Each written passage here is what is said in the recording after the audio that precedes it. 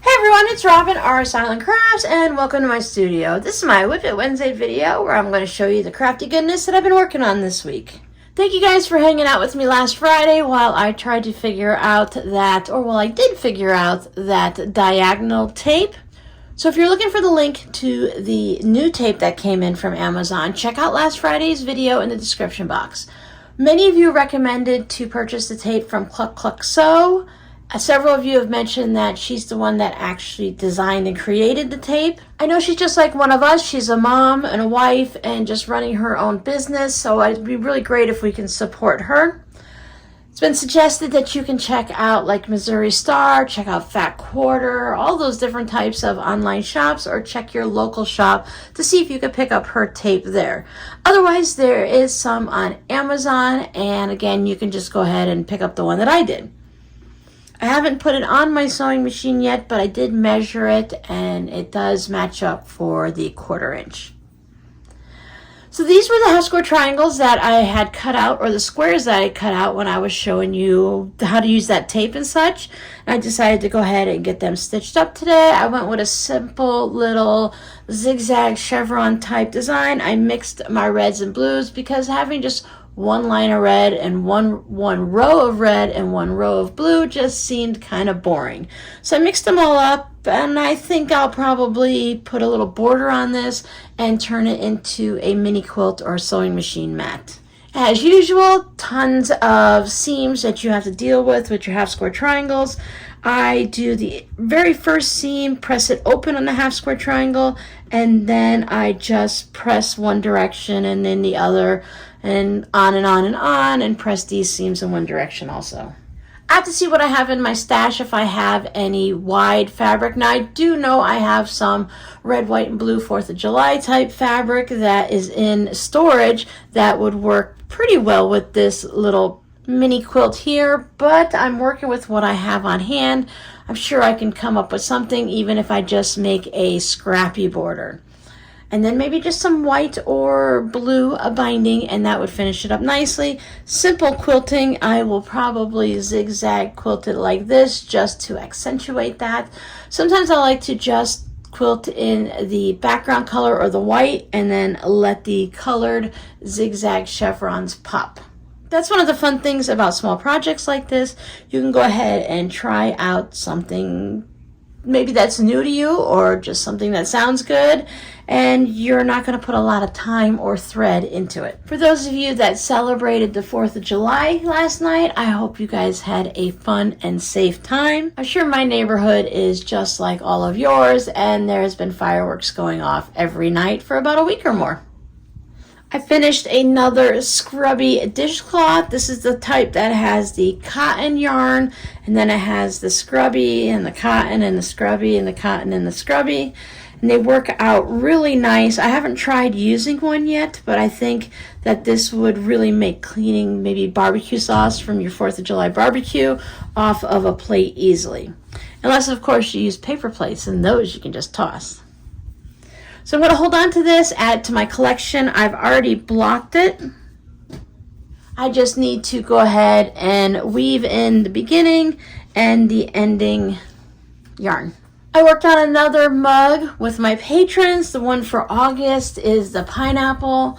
I really enjoy making pineapple minis and pineapple blocks, not just the pineapple quilt block that looks like a log cabin. I have a video for that. I have actually a few videos for those. I'll go ahead and put a link to those in the pinned comment so you can go ahead and check out the different pineapple blocks that we did in case you missed them or you just want to watch them again. But this is a little different. This one's made with a bunch of stitch and flips. So again, a lot of seams. But I really like the way it turned out, and it's popping nicely against my white coffee mug. That just leaves September, October, November, and December, and my quilt, well, at least my quilt blocks will be done, and then I'll just have to start thinking about sashing and getting it all stitched together. A little something else that I'm working on with my patrons is these itsy bitsy tiny scraps. I have them stitched onto the interfacing that has the lines already drawn onto it. These happen to be 1-inch squares, so when they're all stitched down, they are now just a 1/2 inch square. which is pretty teeny tiny. But that was really fun working on that. So I've been testing out a couple of them to just figure out how we're going to do it and check different techniques that's going to work for us. So I have that one. Then I have one with just my aquas. That's my starting piece. And these are all 1-inch squares. And then when you stitch them together, it turns into that little tiny thing. So we start out at 8 inches by 6 inches.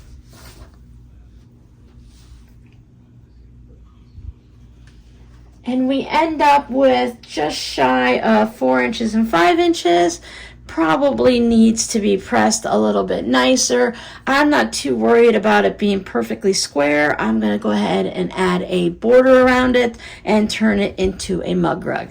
Same as that one, and I also have a pink version that I will be doing for my patrons. So for your scrappy word of the day today, I don't have an actual word, but just let me know the smallest size squares that you normally work with. I'm generally nothing smaller than 1.5 inches, but I found a picture of a version like this that used just the 1-inch scraps, and I thought it would be fun for us to go ahead and try it out.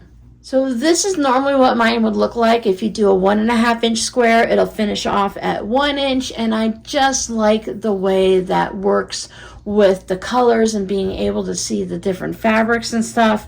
Once you cut them smaller and sew them up, you just get the feel of it, and that's really good too. It's just nice and pixelated, so it would work great for different, like the Minecraft. I know a lot of the quilt blocks, of course, use those squares and give you that pixelated look. A little update on my space. I don't know if you can really tell. I guess you could see right over here. Now there is this door where you didn't have a door there previous videos. I've been here a little over 3 weeks, and I've already gone ahead and rearranged my room. I was just really struggling with the way it was set up. I know some of these things are just habits and it's not important. I like being able to sew over on the right hand side of my table, and when I come over to the left off of the screen where you can't see it, that's where I like to go ahead and press my fabrics. In the old setup, I was on the wall back here, and then I would have to go over to the right hand side if I wanted to press my fabrics. And I kept tripping over my chair and getting tangled up in the lights when I was doing a video and tripping on different cords and stuff, and it was just getting frustrating. Plus, I really like to lay in my bed a certain way, and the way I had the room set up before, I was sleeping on my left side, and I prefer to sleep on my right side. I know it's not a huge deal, but sometimes it just makes the biggest difference. So I've rearranged my room. Open up that door right there, you'll be able to see the kitchen and the dining room. And so far, I've had it this way since last night, and I've sewn in it a little bit, working on this project, and I'm really pretty happy with it. Hopefully, I won't feel the urge to change it around again, even though I don't have a lot of stuff. When you're in a small room, it still takes a bit of maneuvering to get things rearranged. You have to take things out of the room to be able to move other things around. This Friday, we are going to get back into our routine of doing the live streams. So you can join me on Friday, July 7th at 3 p.m. Eastern. I'm hoping to get up to Hobby Lobby this week and see if I can find some fun crafting kits to pick up so that we can work on something like that on our Friday live streams. Otherwise, I will pull out some of my unfinished projects or the scraps that I just have organized in little sandwich baggies, little Ziploc baggies, and we'll find something fun to sew up. Remember, we're doing a summer of scraps, so this is basically working for me. I don't want to have to purchase yardage unless I need something maybe for a background. Otherwise, I'm just going to be piecing my scraps and going from there. One of my goals this summer is to sew some baskets for my scraps instead of having them in the plastic bins. Someone was so sweet and they sent me a Halloween basket that they made, that they kept their fat quarters for Halloween fabrics all nice and neat and stacked up in it. And I actually really enjoy it. I did not think I would like a fabric basket. I thought it's just you're wasting fabric. You could be using those scraps somewhere else. But now I'm thinking that I'd like to take a bunch of my scraps, especially some of my smaller ones, and just sew them quilt as you go style into some baskets, like I showed you how to do those Easter baskets a few years ago. Stitch them up like that, give them some really heavy duty quilting, and then I'll be able to put my scraps on my shelves. That's just one of the many things I have on my hope to sew list, but I'm just going to take it one step at a time and get done what I can. I hope you guys can join me on Friday, this Friday coming up at 3 p.m. Eastern, and we were going to work on something and just have a good time hanging out and chatting with friends. So thanks so much for visiting me at my little channel here and for hanging out with me and watching my videos. I hope to see you guys on Friday. Bye.